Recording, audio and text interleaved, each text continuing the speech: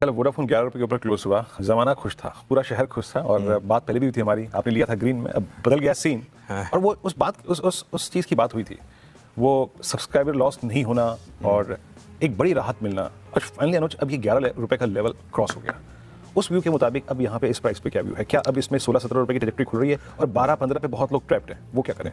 बिल्कुल बिल्कुल, देखिए जैसा हमने कहा, हमने बहुत टाइम तक नेगेटिव व्यू रखा, लोगों का पैसा बचाया भी, उस 17 रुपये से वो 6 रुपये तक बहुत लोगों ने पेन झेला। लेकिन स्टॉक मार्केट में टाइमिंग मैटर करती है। आप उसी स्टॉक में अगर आप सही टाइम पर एंट्री ढूंढ लें तो पैसा बना भी सकते हैं। एक और एग्जांपल था पेटीएम, जिसमें वॉरेन बफे ने इतना लॉस बनाया और बहुत स्मार्ट ट्रेडर्स ने वहाँ पर लो पे लेके आज की डेट में उनका पैसा 3 गुना हो गया है ना। तो अब वोडाफोन आइडिया, देखिए हमने सितंबर से वोडाफोन आइडिया पर एक पॉजिटिव व्यू बनाया था, क्योंकि एक क्लियर हो गया था कि यहाँ पर अब 6 रुपये में खोने को कुछ नहीं है। और एससी में जब सरकार ने जिस तरीके से दलील दी थी, वहाँ से व्यू हमारा पॉजिटिव हो गया था कि नहीं, अब ये यहाँ से चलेगा। अच्छा, एक इंटरेस्टिंग चीज़ और थी, 11 रुपये से 11.5 के बीच में सप्लाई अभी भी आती रहेगी, क्योंकि 11 रुपये में बहुत लोग फंसे हुए हैं। अब 11 रुपये के ऊपर शेयर टिक रहा है, अब ये देखना जरूरी होगा कि 11 के ऊपर टिकेगा या नहीं टिकेगा।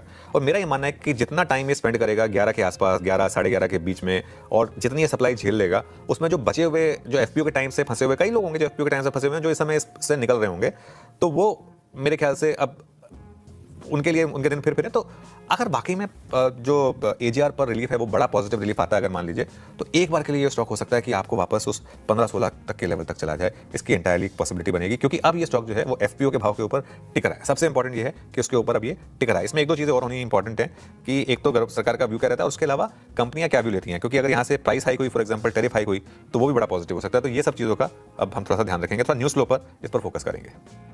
ओके, वोडाफोन की न्यूज़ पे फोकस करेंगे, लेकिन याद रखिएगा जैसे कहती है कि थोड़ा सप्लाई आएगी इस प्राइस में, नो डाउट टर्बुलेंस थोड़ी रहेगी, बट हाँ 15-16 का अगर आप देखिए पोटेंशियल इस स्टॉक